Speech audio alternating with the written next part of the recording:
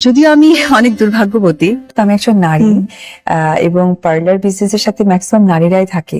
তো এই জার্নিটার কারণে আমি অনেক নারীদের কাছাকাছি যেতে পেরেছি। পুজোর ফ্যাশন নিয়ে এবার দেখা গেল অপু বিশ্বাসকে একটি নতুন প্রোগ্রামে গিয়েছেন।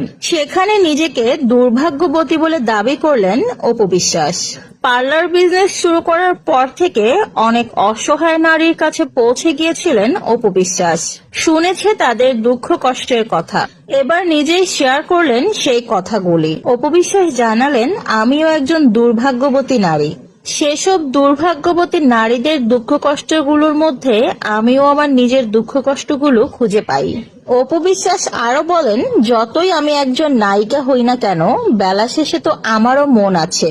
কেউ ধোকা দিলে আমিও কষ্ট পাই।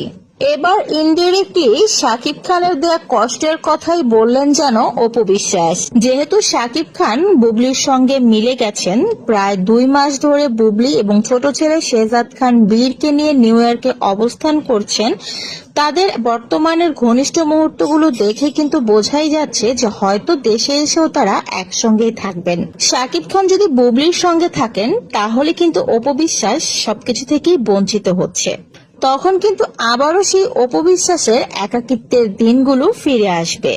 তার জন্যই নিজেকে দুর্ভাগ্যবতী মনে করেন অপু বিশ্বাস।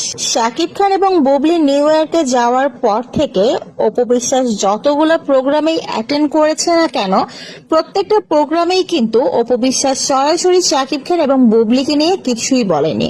কিন্তু তারপরেও অপু বিশ্বাসের বিভিন্ন কথা থেকেই বোঝা যাচ্ছে তার ভেতরে কিন্তু দুঃখ কষ্ট কাজ করছে এবং প্রত্যেকটা কথাই যেন অপু বিশ্বাস কিছুটা মন মরা হয়ে বলছে।